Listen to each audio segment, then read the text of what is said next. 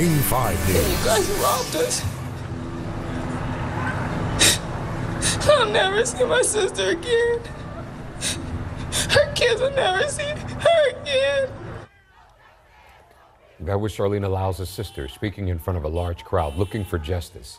She wants answers for the death of her sister, who was killed by 2 police officers. Lyles died Sunday when police responded to her call for help after a burglary. They say she came at them armed with a knife when they opened fire. Tonight, thousands chanted Charlena's name as the community voices its frustration with police. Say her name! Charlena! Say her name! Charlena! It's a passionate night as demonstrators march for more than 2 hours. They walk through the streets from Magnuson Park down to the U District. We saw no police officers as they walked until the Montlake Bridge, where police blocked them from marching any further. King 5's Heather Graff is there live with a look at how thousands came out to talk about Charlena Lyles' life and death.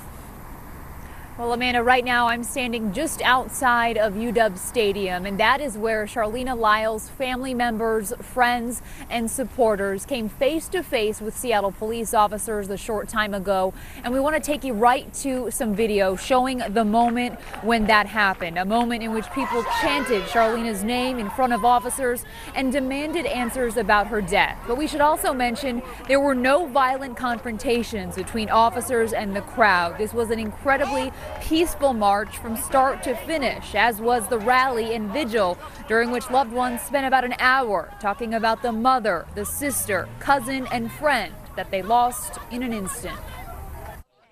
Smiling, surrounded by her children, and full of life. Just the humanity of the person, that's all. That's how the family of Charlena Lyles hopes she'll be remembered.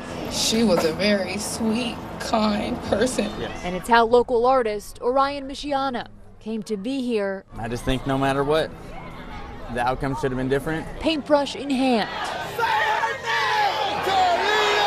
Listening as Charlena's loved ones demand answers about why the 30-year-old was shot and killed by Seattle police officers on Sunday morning. You guys are making the children fearful of their protectors. I'm at home struggling with my son to teach him to put his trust in the police, and yet here they murdered his auntie. What am I supposed to do? She was full of life. There's nothing that she wouldn't have done for her kids. Her kids were her everything. She was an excellent mother, and my family, we are banding together, and we demand justice for my cousin. We demand justice for Charlena. And that was just a small part of the comments that we heard tonight from the family of Charlena Lyles. And simply put, they say she did not deserve to die. And over the last couple of days, the family and the NAACP have been asking Seattle City Council to hold a public hearing on her death. Well, tonight I spoke to Councilmember Lisa Herbold, who confirmed for me that as chair of the Civil Rights Committee, she will in fact hold that hearing. She said it feels like the right thing to do. For now, we're live tonight in Seattle. Heather Graff, King 5 News. We need to talk about it in class. We cannot just talk about it on social media. There's a difference between typing something and actually doing something. Students and teachers at Garfield High School were involved in today's rallies. Charlena Lyles had children in Seattle Public Schools. Before she was shot, she called police to report a burglary at her home. I listened to the audio, and so if she felt as if somebody was in her house and actually something was stolen in her house, and she's calling for protection, and she's calm as a cucumber, right? Cool as a cucumber. And then all you hear is these guns go off. Why? What sense does that make? Educators wore Black Lives Matter shirts to school today. We're also learning more about Charlena Lyles and her battle with mental health issues. There is documented evidence that the court ordered mental health evaluations, but she told the judge she couldn't get help because of child care issues. One judge said he tried to allow her to do phone call sessions instead, but she didn't respond. You can hear the frustration in this court audio recording. Ms. Lyles, you got nothing but excuses. I understand you got a tough life. You got 3 kids. You got no support from the family, from the fathers. But the problem is I'm telling you to do stuff, and I'm looking more and more like you're just blowing it off. So, the thing I can do is, if you prefer, I know you don't want to do all this stuff. I understand that, okay? Let me put you in jail for 60 days and I'll close the case. How about that? Let's just, once you get the jail out of the way, and I'll close this case. And you won't have to pay any more money. You won't have to go to, treatment or nothing. You want to do that? No. I didn't think so. I don't want to put you in jail either. So it's not clear if Lyles ever received help. Mental health has become a talking point amongst critics of the SPD response.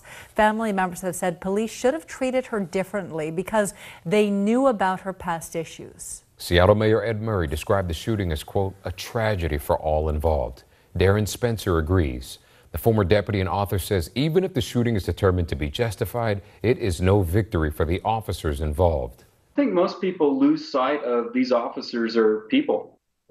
And the reason they do the investigations and give them paid time off is not only to conduct the investigation, but to make sure that they're mentally healthy enough to come back onto the force and do their job, to recover from that situation, because that officer has to live with the decision they made in that fraction of a second for the rest of their lives. Now, Spencer is the author of Humane Policing. A social justice group based in Tacoma is hoping to raise awareness about violence against Black women. Coming up in our next half hour, find out more about the Tacoma Action Collective and why they want people to say her name. Our coverage continues right now on King5.com. We have posted some of the highlights of tonight's march and vigil online, and we also have a complete transcript from Seattle Police along with the raw dash cam video. And we'll continue to follow this story, and we'll bring you updates here on air and online. Right now, protesters demand justice. Hundreds take to the streets just days after Charleena Lyles was shot and killed by 2 Seattle police officers. Tonight, the new call for a special hearing. In the last 35 minutes, we have learned new information about the officers who shot Charleena Lyles on Sunday. One is a 9-year veteran. The other has served 2 years. The Seattle Police Department identifies the officers as Stephen McNew and Jason Anderson. Both were assigned to the North Precinct. Now, KIRO 7's Gary Horker spent the night with protesters. Gary, a lot of questions still remain out there about this case. A lot of the questions were posed by a very big, very emotional crowd here at the Sandpoint apartment where the here. After marching through Seattle city streets for miles, a very large crowd seething with anger over the death of 30-year-old pregnant mother Charleena Lyles squared off with Seattle police clad in riot gear. SPD set up a barricade in front of the Montlake Bridge, preventing the crowd from crossing it. Say her name! Come on, say her name! The protest began where Lyles' life ended around her Sandpoint apartment complex. Our community deems this to be murder, and we in fact expect the government to treat it as such. Charleena Lyles called 911 Sunday morning to report her apartment burglarized. 2 SPD officers were informed Lyles had threatened another officer with shears previously and that she struggled with mental illness. Officers opened fire and killed Charleena Lyles when they say she turned on them with knives. I appeal to you, regardless of your race, let's stand together with Charleena's family. And the crowd heard tonight the Seattle City Council will hold a rare special hearing about what led officers to take lethal action. There will actually be a hearing where we will hear from the chief, where we will hear from those that are decision makers, where we actually may get some amount of answer. But I want it to be clear that we aren't going to stop with that. Charleena told me that she would make an impact on this world, and she's doing that now.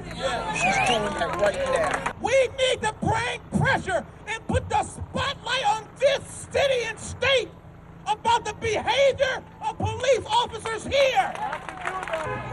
After marching for nearly 4 miles, the crowd broke up at the Montlake Police barricade with a bright double rainbow suddenly appearing on the horizon. Back live at the scene here, the rainbow had a profound effect on the crowd. Some told me they saw it as a divine sign of hope as they worked to find a sense of justice in the death of a mother of 3 small children. And we're live from the Sandpoint apartment complex. I'm Gary Horker, KIRO 7 News. And tonight, KIRO 7 has obtained new video that shows Charlena Lyles in court just days before she was killed. A judge was trying to take steps to address concerns about her mental health. Lyles was being treated at Valley City's Behavioral Health. According to the court monitor, she was no longer on meth and had given up alcohol as well. At the King County Jail, she learned she was 3 months pregnant with her 5th child. The court monitor sought to have her released. I think it would be important for her to get out and get her treatment set up at Valley. Right. So, Ms. Lyles? Yes. I'm going to be granting the motion to release on the mental health court conditions. And so we're going to go over those together, all right? Those conditions included not using a weapon or anything that could become a weapon. Now stay with KIRO 7 for continuing coverage into the death of Charlena Lyles. The latest updates anytime on KIRO7.com. Hundreds of people marched through Seattle in protest tonight. You can see from this video they did shut down some roads. It comes after 30-year-old Charlena Lyles was shot by police. They say she had a knife and was threatening officers. Before the march, her family held a vigil for her.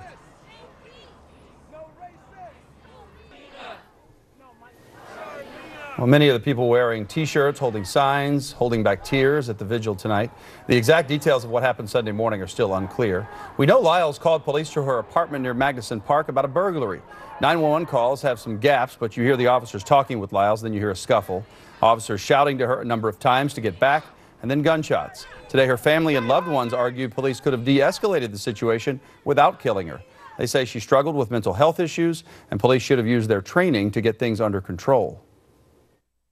Too often we hear stories that try to marginalize Charlena, to say she was on the outside of respectable society or dehumanize her. And we want to say that in fact she was a mother and a parent and part of the educational community in Seattle. The vigil began as a rally nearby led by Seattle teachers who educate Charlena Lyles' kids. Seattle Police Chief Kathleen O'Toole says there will be a full investigation and the department will remain transparent about the process. Both officers involved are on paid administrative leave.